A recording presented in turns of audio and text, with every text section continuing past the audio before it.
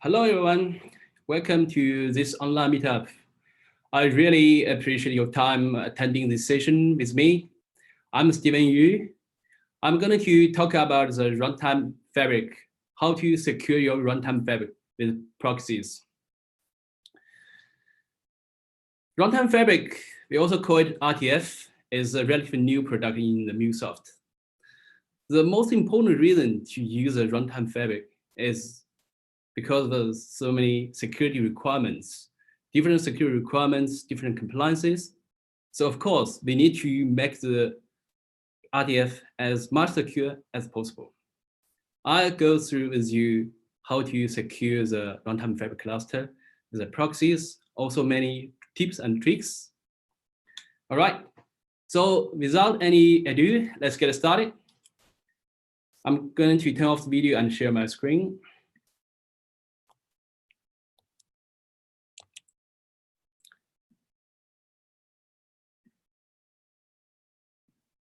So first, a little bit about myself. I have 12 years experience in the ICT industry.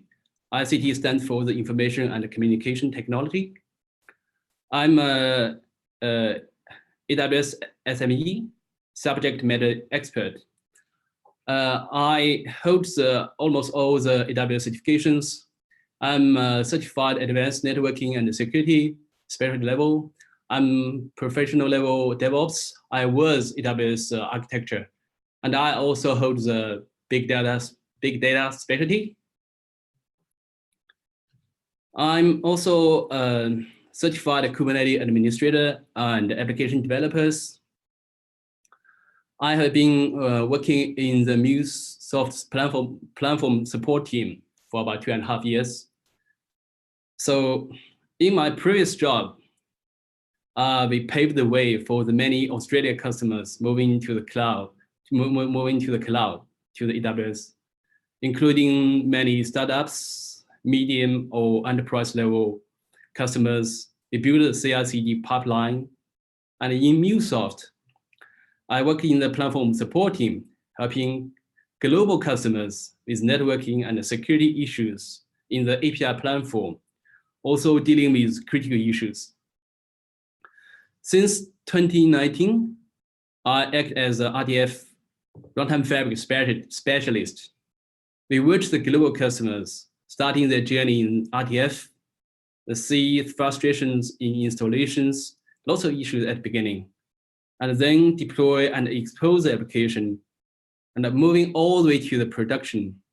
We keep improving the product, and we gain a lot of experience.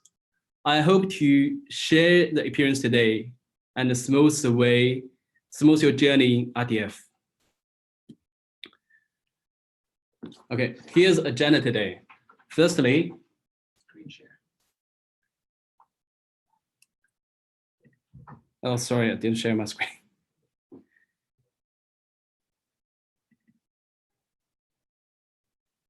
Okay, let me check my screen sharing. There's a bit of latency in YouTube.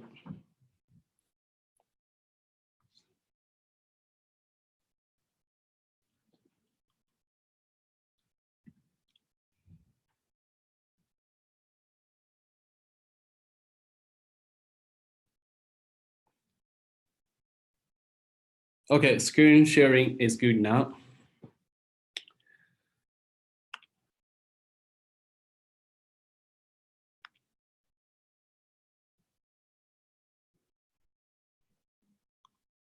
Okay, here's the agenda.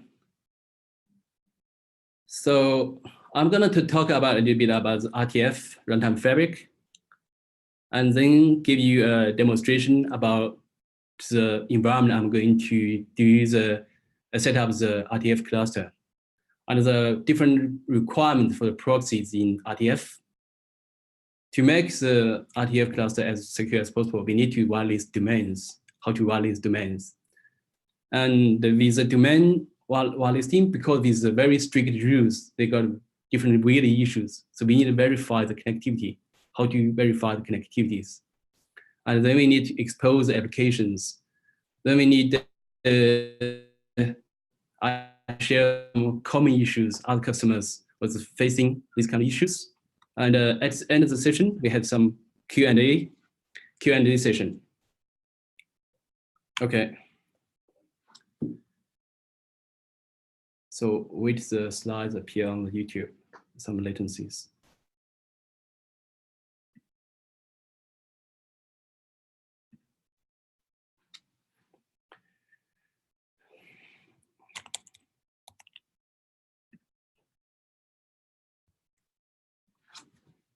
Okay, so Anypoint Runtime Fabric is a container service that automates the deployment and orchestration of MuleSoft applications and API gateways. Well, what is that? To understand Runtime Fabric better, it's always good to know the history about MuleSoft products. So as we know, we built the API platform. We build our APIs. We build our APIs in the runtime, and this is our core product. We build the tools, we build the management plans, build monitoring, and all these components form up the MuleSoft API platform. And the runtime is the core. It runs the API. So at the very beginning, we had the runtime running on the on-premise and the control plane in the cloud. And up to that point, there are two significant trends. And firstly is moving everything to the cloud. And secondly, moving everything back to the on-premise. There are two different products. We call Cloud Hub as everything in the cloud. And APC, Endpoint Private Cloud Edition, everything in the cloud, everything on-premise. So these two products are both successful, and we have majority customers in the Cloud Hub because it's quick and easy to set up. And for some other customers, they want to bring everything on-premise, so we deploy the APCE. But both pros and cons. For example, in Cloud Hub, customers does not have the full control to the runtime environment. Sometimes it's frustrating. So for example, we see many customers put their database on-premise and connect to the Cloud Hub via the VPN, but it's very long distance connections, often got connection problems. And sometimes developers want a large CEDA, the large subnet in the VPC, but firewall team are concerned about that it's too wide, too many IP addresses to be whitelisted on the firewall. And also something like some customers want the cross-region peering, because we also see more and more customers is extends their data center to the cloud. So cloud is just a part of their network. So they want peering their VPC if they're in the AWS, but we don't support cross-region peering, and we don't support the direct connect gateways. We need to make sure the platform is reliable for most of customers, but for some specific requirements, we are a bit behind. For the APCE, the Endpoint Private Cloud Edition, so think about it. We put everything in one platform and back to the on-premise. You just think about how many teams behind the scenes to maintain the control plane. We got DevOps team, we have an engineering team, and so many people are supporting this platform. But now everything is in one cluster, back to on-premise. So sometimes a single small issue may end up with days of work and with so many people involved. But in the cloud, because we got a dedicated team for specific areas, they can very quick to solve this kind of issue. So you can see both everything on the cloud and everything on-premise, both has pros and cons. Then we come up with this Fabric, Runtime Fabric product. It's put a part on-premise and part cloud. Put a runtime in the on-premise and put the control plane, everything else in the cloud. It looks like it's kind of back to the back to the original starting point. But actually, it's a brand new product with many new features. Firstly, we can see we oscillate between applications by running a separate Mule runtime. I see an issue that customer is puts the application in runtime, so got 60 applications. If you want to modify the ROP file and log4j file, restart the runtime, it will impact all the applications running in the semi-runtime environment. But in the runtime fabric, it's isolated. You can restart the whole application without impacting others. So the ability to run multiple versions of Mule runtime on the same set of resources. So each application can select a runtime versions. It can scale application across multiple replicas. It can automate application failovers. We build runtime fabric based on the Kubernetes. Kubernetes can spin up a new replica if it fails and create new ones. It's kind of like AWS auto-scaling. And also, as I explained, and more customers moving their environment to the cloud. So you get a full controlled environment with runtime fabric. You can do whatever you want in your environment, but not in the cloud. That's another benefits from the runtime fabric. I see this trend is more and more customers is doing this way. All right, this is about runtime fabric. As long as we understand the history, so our strategy, all cloud, all on-premise, and then put half runtime on-premise, only everything else in the cloud. You will understand why we need a runtime fabric.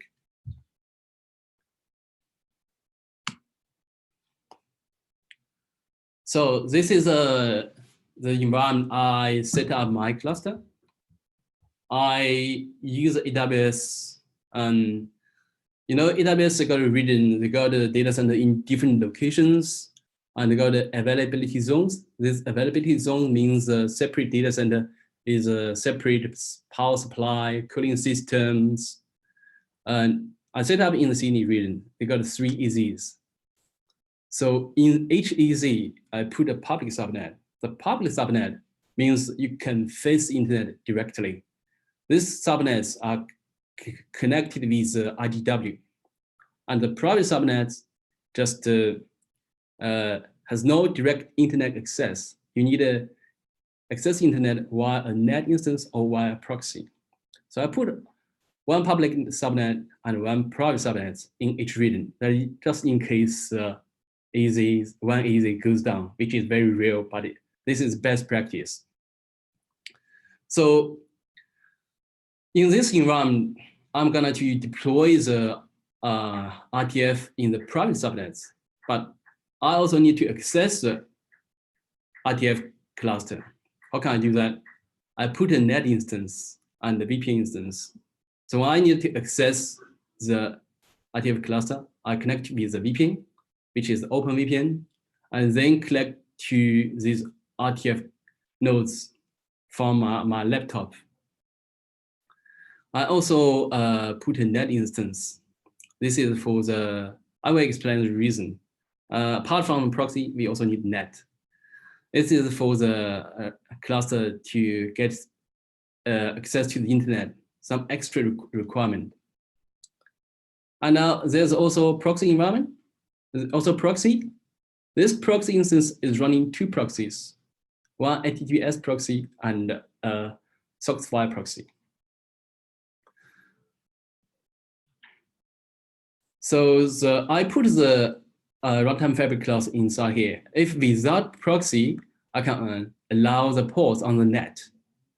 That's also very secure because this runtime fabric cluster is not facing the internet. It's putting in very secure private subnets. But I want to make it more secure.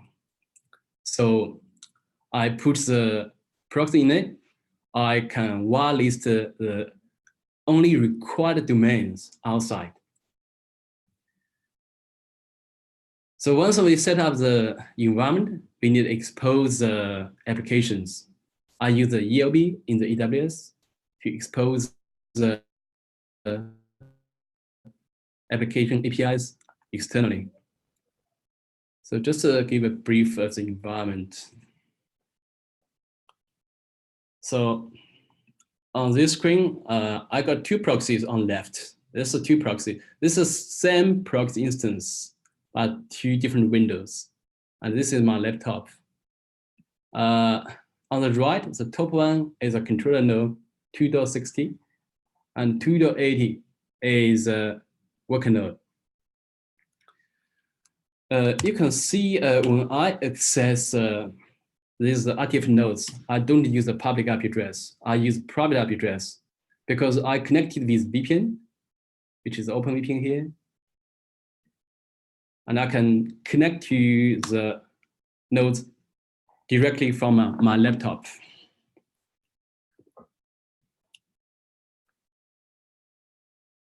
All right.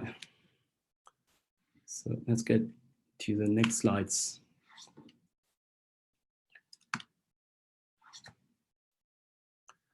So to set up the proxies, we need to understand what's the proxy requirements for Runtime Fabric. Firstly, the two types of proxies are required by Runtime Fabric.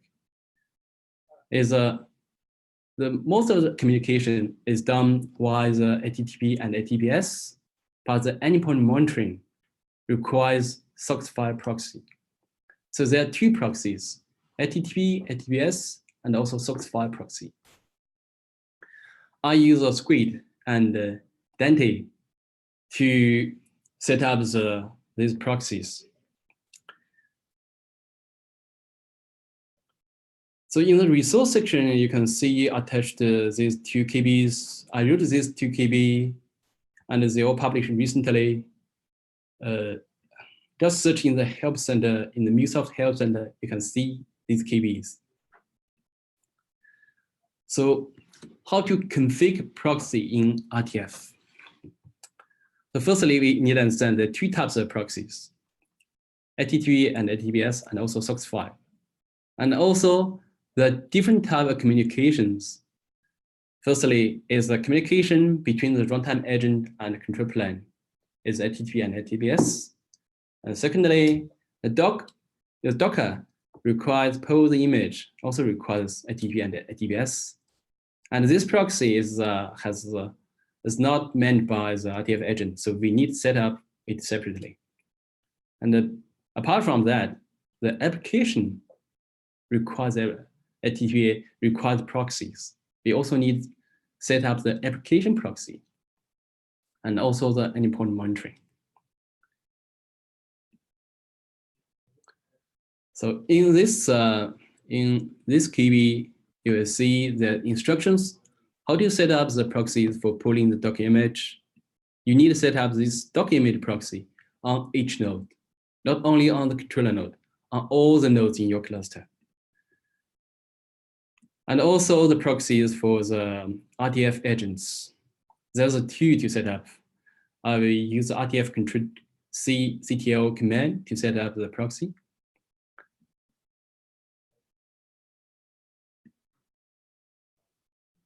And also the endpoint monitoring.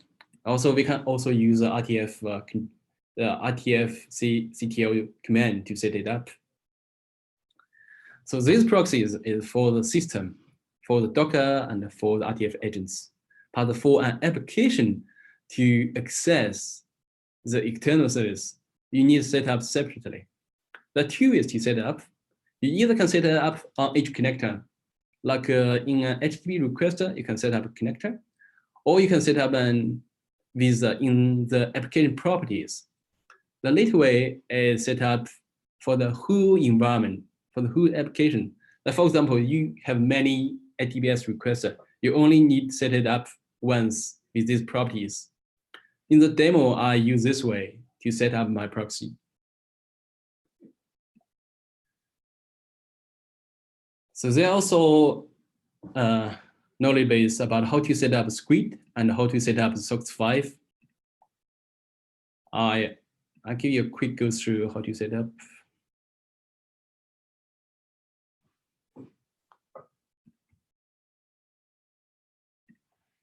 For the script is HTTP and HTTPS proxy. I use a doc compose file. So I recommend you use a doc to set it up. You don't need to worry about your system and your different environment. In the doc compose file, I just pose this image from Doc Hub and expose the port 3128 as a proxy port. Two config files. The first one is script.conf. In the script.conf, we expose the port is 3128. We allow the access from my local subnet. My local subnet is 172.19.00/16. And I only allow on the port 443. And everything else is denied. And this in this config, I include a whitelist domain file. In this file, I put all the required domains in it. These required domains are in the public documents online. I put we got the US plan and the EU plan. I will put all the domains required by both US and EU plan in one file. But you may find out there's slight difference. I explain later. I also put the analytics endpoint in this whitelist domains. Analytics one. This one is not in the public documents. I also put the configuration.resolve in this file. And this domain is required by my application. My application will send a request to this domain and get an JSON file. Okay, once you put all this file in a folder, just run a doc compose up. If you want to run it as a demo, just FD, that's it, and quick and easy. For the Dante proxy, I still use a doc to set it up. So you can see I can set up two proxies in one host. Just use the image. I choose one of the most popular one and expose the port and put a config file. In this config file, I set up the port and set up the client path. That means where client, where the IP address client can use a proxy, and to which IP address the client can connect to the proxy. Also, you can set up from which source can access to which endpoint. The SOX 5 is used by the monitoring, so there are only two endpoints are required. One for the EU plan, and this one is for the US plan. Okay, so if you don't get it, don't worry. I put all the resources in one GitHub. In this GitHub, I call it RTF utilities. In the proxy, you will find all the files I used in this session. I just updated yesterday, so should be up to date.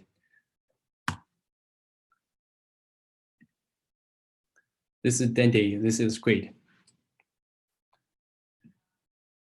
Okay, this is about proxies.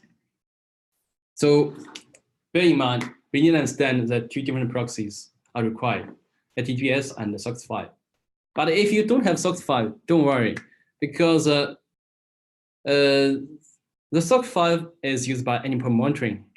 If you can't see the monitoring metrics in the endpoint platform, it doesn't matter. It won't stop you use your applications.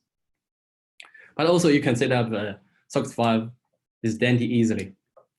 And there are different requirements. You mean communication about RTF agent, the doc pose image needs set up on each node. And the applications are not using the proxy of the RTF or Docker, so you need to set up separately. And also if the system, the host want to do YAM install some package, you also need to set up the proxy for the host.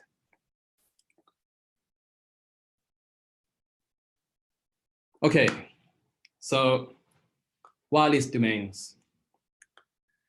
So in my in my environment, I can whitelist domains and also whitelist IP addresses, because this endpoint, behind this endpoint, mostly are ELB or AWS services.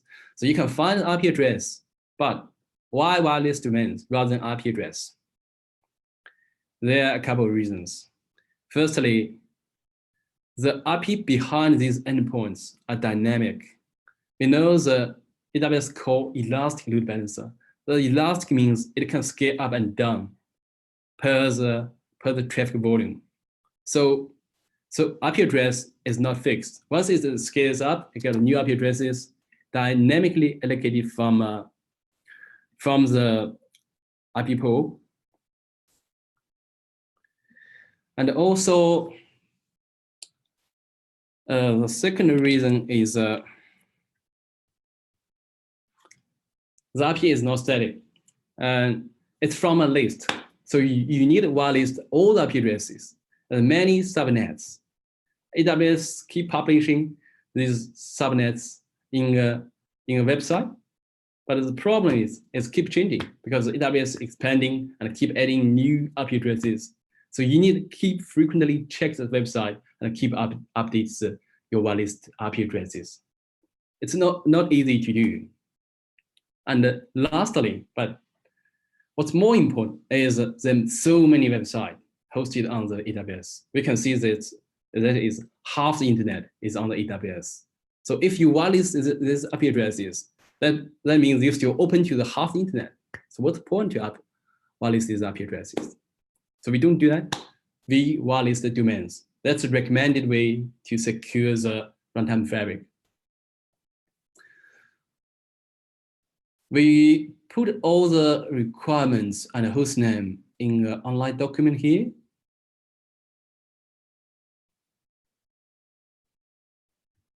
But if you follow these online documents, you're still likely to hit problems, some tricks. Sorry. So before the installation, you need to whitelist the YAM repositories. For me, I don't want to find out all these domains behind my YAM repositories. I just whitelist 443 on my net instance.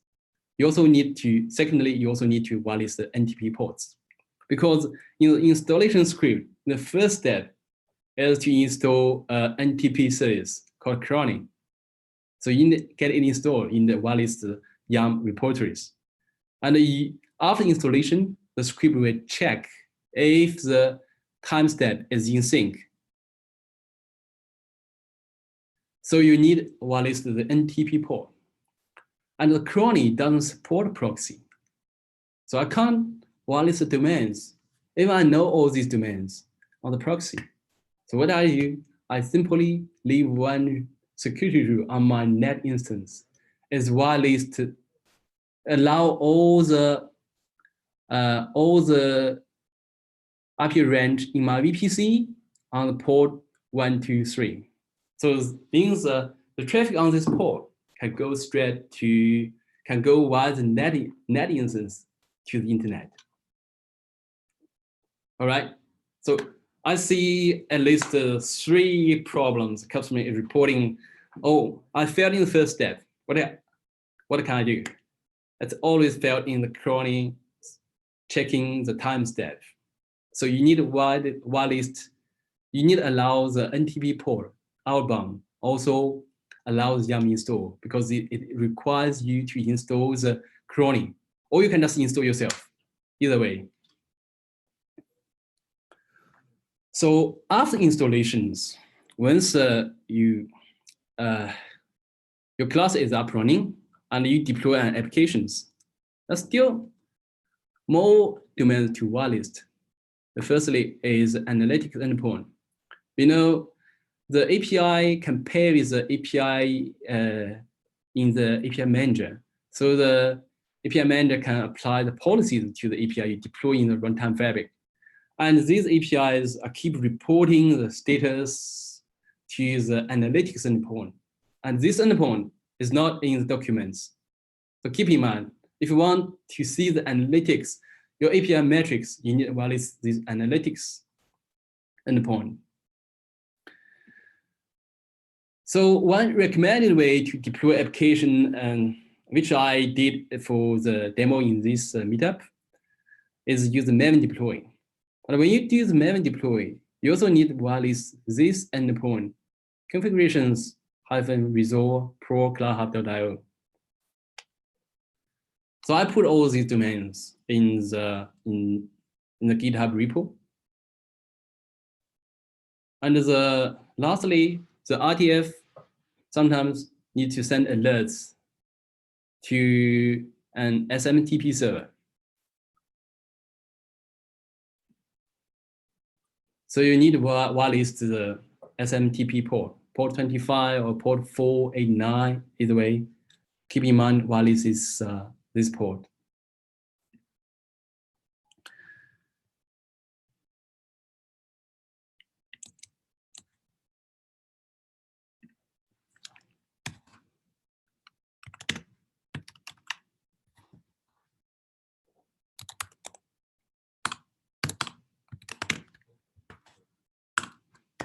Yeah, this is all the domain I validate on my proxy.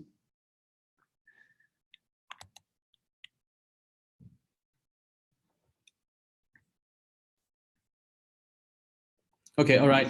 We have valid domains. Next step, don't go straight to install your cluster or just try the applications. The connectivity issues sometimes cause weird issue and it's hard to troubleshoot. So before you proceeding, try to verify the connectivities. And keep in mind, the proxy can't enable the HTTPS interception. The proxy I'm using Squid supports HTTPS interception. It's like a man in the middle. It decrypts the traffic and encrypt again, so the Squid can see all the content communicating from inside subnet to the outside. But because the RTF agent uses two-way authentication, two-way SSL, connecting to the control plane. So if you enable the HTTP interception, it breaks the communications. So no HTTPS interception. Then we can use some command to verify the connectivity via the proxy.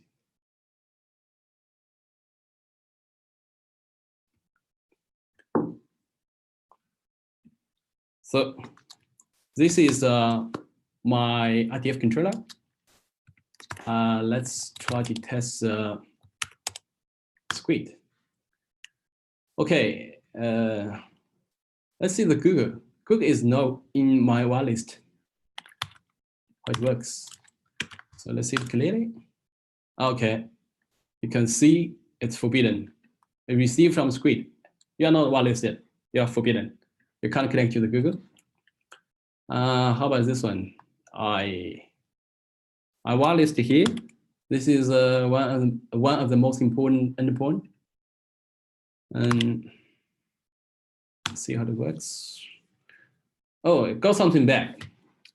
So this basically means the server side is connected, and the server side requires the client to send the client certificate. It says client certificate not found. Please send your client certificate. And this is endpoint my application is going to use. Oh, looks good. It's whitelisted. Okay, in the Squid, in the config file, you can see I set up the logs. So actually, you can check the logs. Check the logs. Okay, this is command.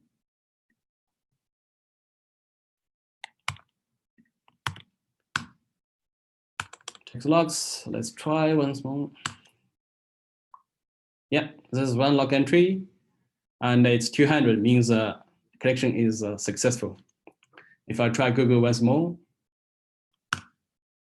yeah, it's forbidden, 403. Okay, all right. This is just a simple way to verify the connectivities. I also provide a script. It's in the GitHub.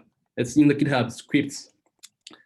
So you can use this script to test the connectivity from your RTF agent to the control plane.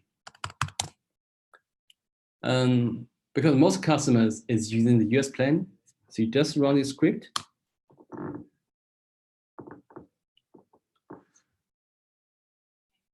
Testing the connectivity, it requires the NCAT to be installed, and also use a cronny to check the sync status, which is the same as RTF install script.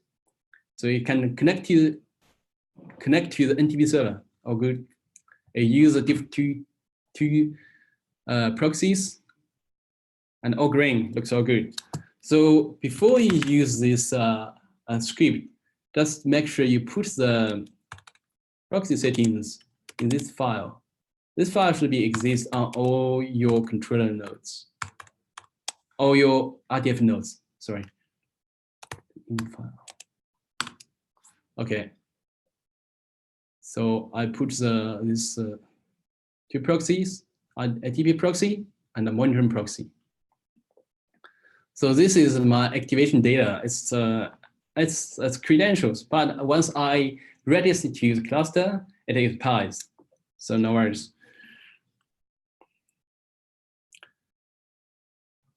Okay, now we know how to verify the connectivity. That's one thing.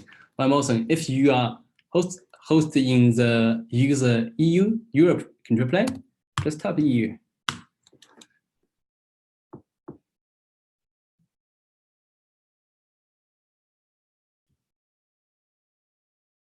Okay, now the connectivity is verified.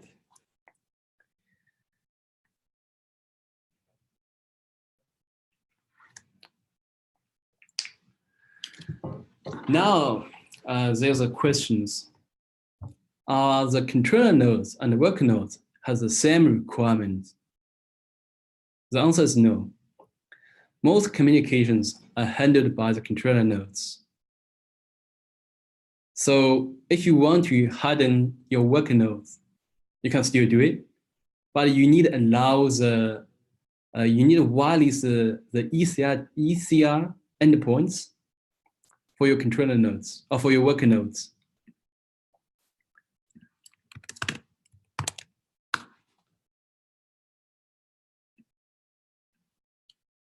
So there are a couple endpoints from the ECR. This Elastic Container Registry in the AWS.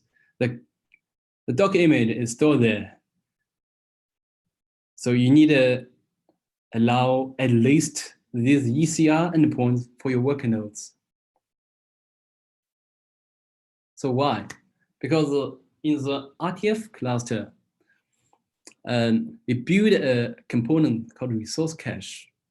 So first time you deploy the application, and it gets everything from the cloud, from the control plane. But the second time, it only requires, second time it will get from the resource cache. It caches the application packages and config files, but it does not cache the image. So every time it deploys applications, there are two parts to pull from the control plane. Firstly is a runtime image. So the Docker pulls the runtime image directly from worker nodes. And then the resource cache, that component pulls the application package from Exchange to the resource cache. Then the worker nodes get that from the controller nodes. So in summary, you need to whitelist all domains required for the controller nodes. If you want to harden the worker nodes, access on the worker nodes, at least you need to whitelist the endpoints for the ECR, because it pulls the doc image and then gets the application, the two parts, one from the ECR, the other from the Exchange. and from the exchange, it's cached locally.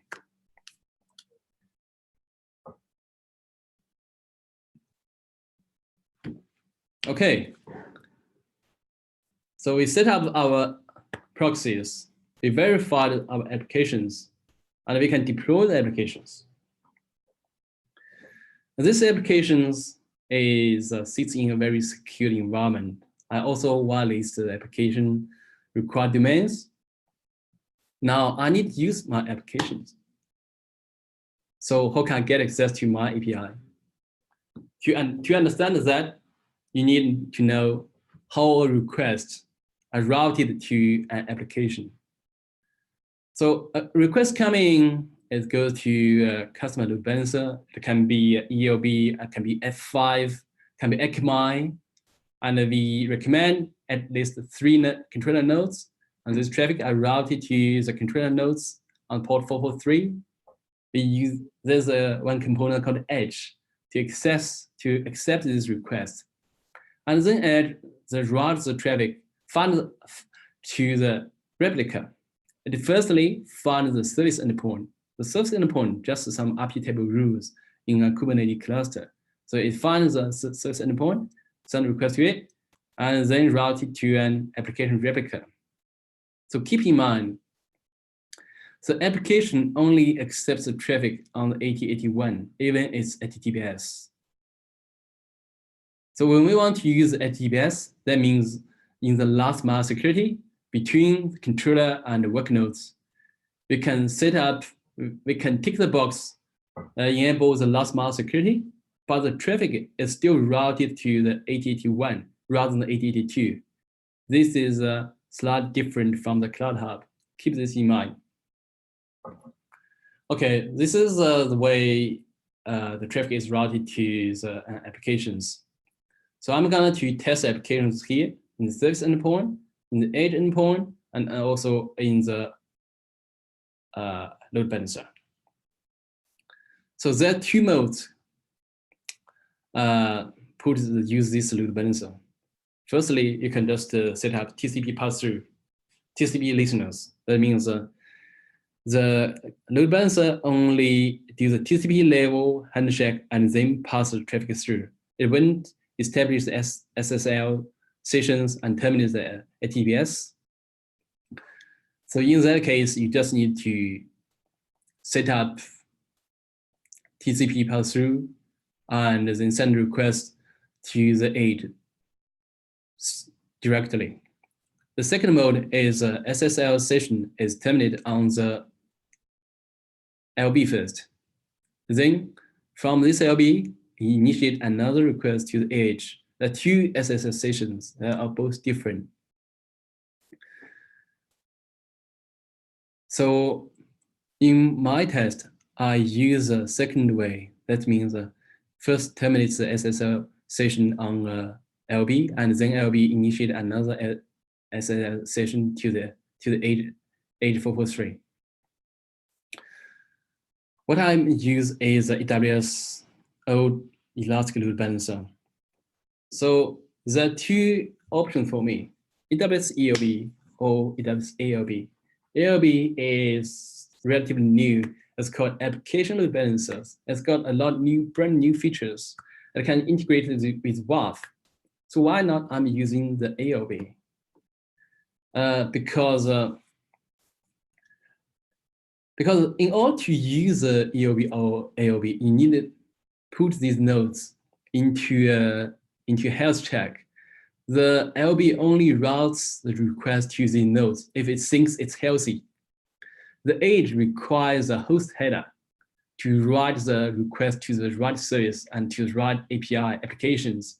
But in the ALB, you cannot set up the host header when you set up the health check. But in the ELB, I can only set up a TCP handshake, TCP health check. That means it just see if I can establish TCP handshake. If it's successful, let's go through. I think it's healthy. I can route traffic to the applications.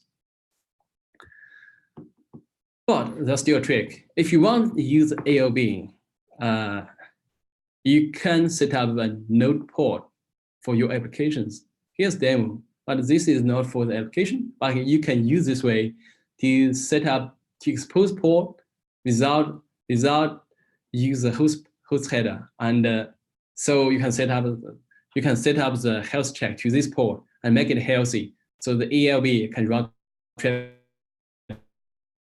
to the port. All right, let's get back to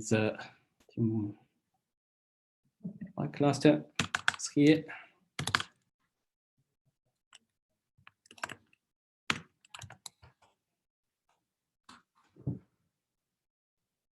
Okay, so the service endpoint is this IP address. I first check, I'm checking on the controller node, checking from the service endpoint. Okay, it got access, I get something back. Give me user information. That's my application. It send a request to the randomme.api and get back to me. So it looks good from the service endpoint. Let's check from the controller node. So my controller IP address is 2.6T. Oh, you can see there's a log entry here. I send a request outside, and you can see there's a log entry. Let's check on the with the H and 443. So to make the request go to the right application, you need to add a host header. I use a single certificate, so I put a host header as a certificate subject name, and I'll also put my name in the path and also the path, so the API path. Okay, it's also get connected. This is the H. You can see it returns the certificates, and this is a response. Now let's check from the ELB. I put these controller nodes into the ELB and made it healthy. Use the TCP health check and made it healthy.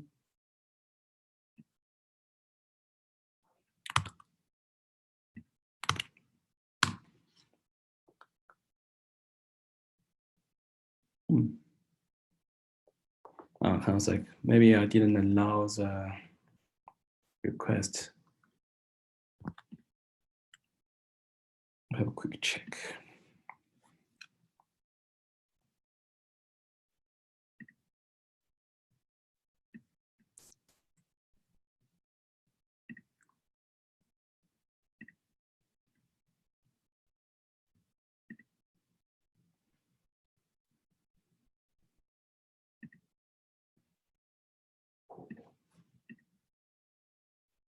It's allowed.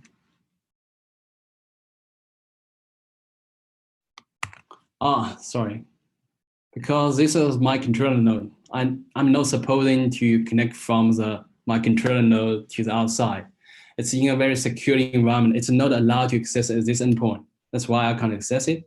So let me check on my laptop.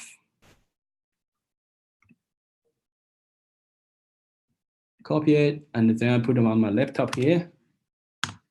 Okay, come back.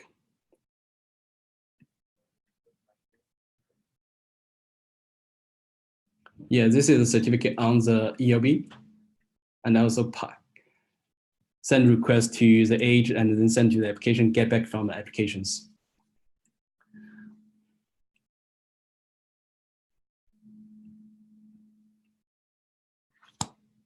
Okay, so lastly, I will to share you some common issues I see from the global customers.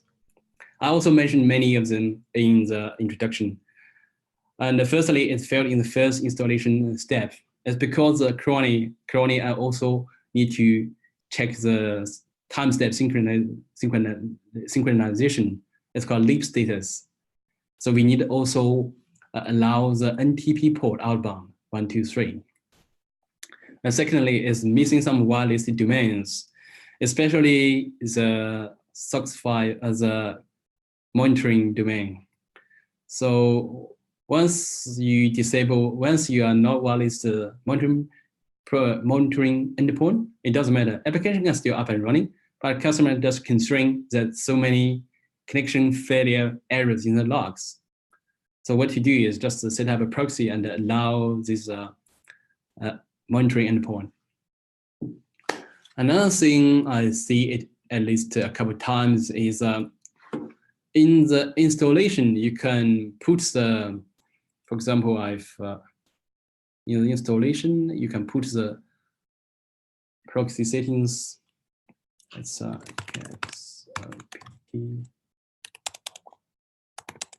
file. Yeah, you can set up the proxies. The SOX5 proxy requires this format. It needs a SOX5 : // but in the installation, the script doesn't check the format. You can put something like HTTP : / in it. You can install it, everything looks fine, but once you are going to deploy the application, you will see problems. A problem is that you can't deploy an application. Application always fails. And you need to check exactly the port to find out the reason. It says unknown scheme, the endpoint monitoring container can't be created. So you just report fail status to the control plan and fail deployment. The way to fix it is just use Kubernetes control tools to reset it. You can also check the monitoring proxy, this Kubernetes commands. When you set up the monitoring proxies, Kubernetes control tools, it will check the format. So after everything is installed, it's fine. It doesn't matter. But before installation, if you set something wrong, let's hit this problem. And we also identified a recent problem is in the SOX5 proxy, you can only use IP addresses rather than the domains. If you put domain in it, it will report issues. And quite similar to the issue we see is more formed SOX5 proxy. So for now, it just use the IP address instead of the domain names.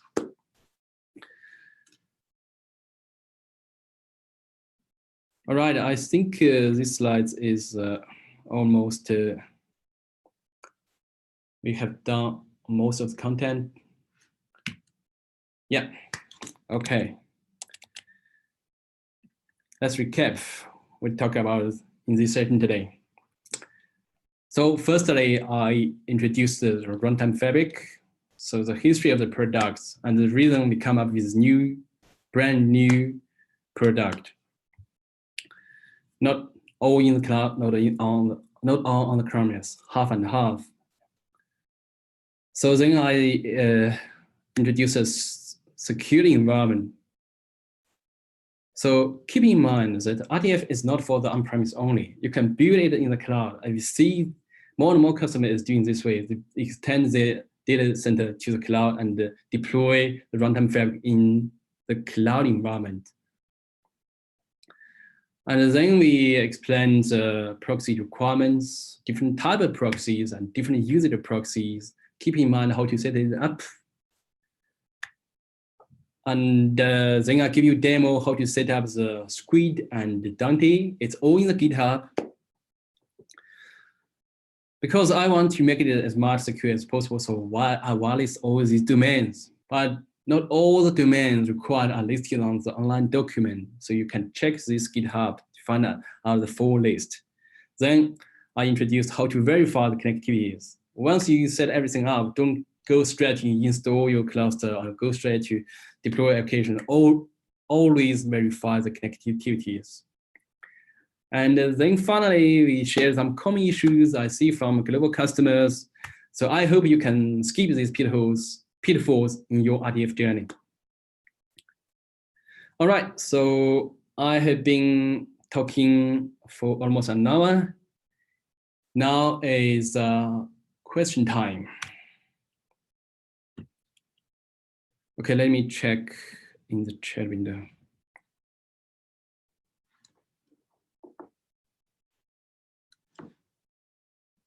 Okay, Karen said, do you have any recommendation for error? So I'm not very familiar with error, but I think it's got a similar concept. You can set up the similar environment. You can set up the multiple environment in multiple data center to make it highly available. You can use some like audio scaling group to make your VPN and net. You can also set up these. So once you install the RTF, it's pretty much the same.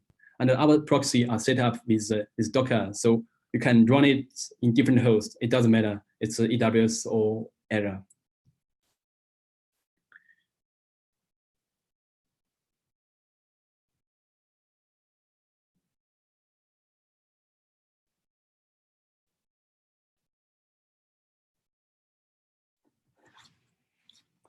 So anyone has some questions?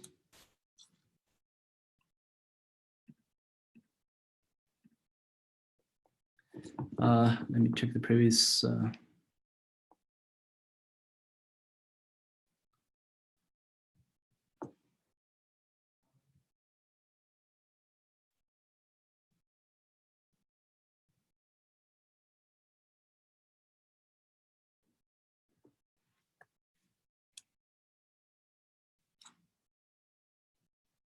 Okay, Karen asked, is it okay to terminate SSL on application gateway layer 7? Yes, it's possible. It's like use AWS ALB, but the problem is with your ALB, you need to push the controller nodes to a target group and make it healthy. It's not possible with Edge because Edge requires a host header. But what you can do, as I suggested, you can create a node port service to expose your applications and make the target group do the health check on that port. So this is a KB, and in this KB, this connector can't expose at HTTP and HTTPS. It has some special protocols in the TCP levels. What we do is create a service endpoint and expose it on a node port. So you can then route the request to this port. So same idea applies to the layer 7 LB. You can expose your application and with a node port and pass the health check and use the layer 7 LB, just like as an ALB.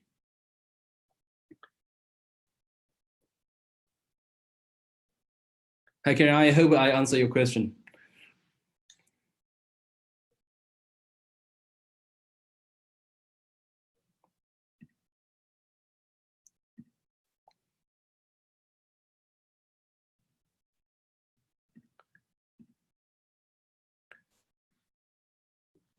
So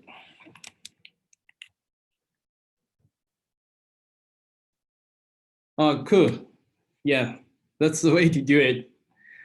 I'm adding a dummy status endpoint to Mule application to make it healthy.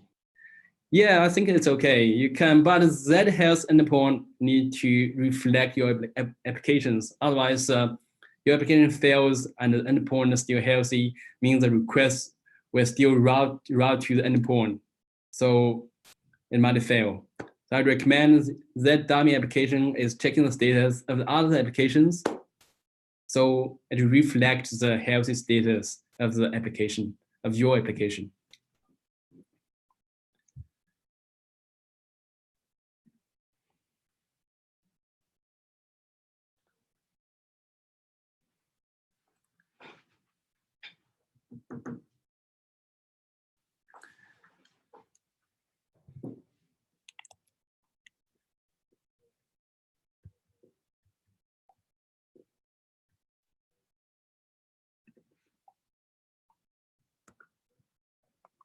All right, everyone. I really appreciate your time for joining this session.